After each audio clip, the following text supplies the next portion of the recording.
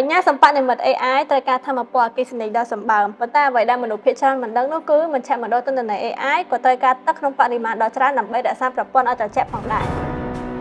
ខណៈបច្ចេកវិទ្យា AI ទាមទារមជ្ឈមណ្ឌលទិន្នន័យថ្មីទីក្រុង San Antonio កំពុងវិនិយោគលើប្រព័ន្ធគ្រប់គ្រងទឹកដែលរួមមានការកែច្នៃទឹកប្រើប្រាស់ឡើងវិញបច្ចេកវិទ្យាបំផ្លាញទឹកប្រៃទៅជាទឹកសាបនិងយុទ្ធសាស្ត្រស្តុកទឹកក្រោមដីជាដើមដើម្បីធានាសន្តិសុខទឹកសម្រាប់អនាគតបណ្ដាញទឹកកែច្នៃរបស់ទីក្រុងបានជួយកាត់បន្ថយសម្ពាធលើប្រភពទឹកសម្រាប់ប្រើប្រាស់ប្រចាំថ្ងៃដោយផ្គត់ផ្គង់ទៅដល់អាជីវកម្មប្រព័ន្ធស្រោចស្រពនិងទីសាធារណៈនៅមជ្ឈមណ្ឌល A2O ទឹកក្រោមដីដែលមានជាតិប្រៃត្រូវបានបំលែងទៅជាទឹកស្អាតសម្រាប់ប្រើប្រាស់តាមរយៈបច្ចេកវិទ្យាបំបាត់ជាតិប្រៃ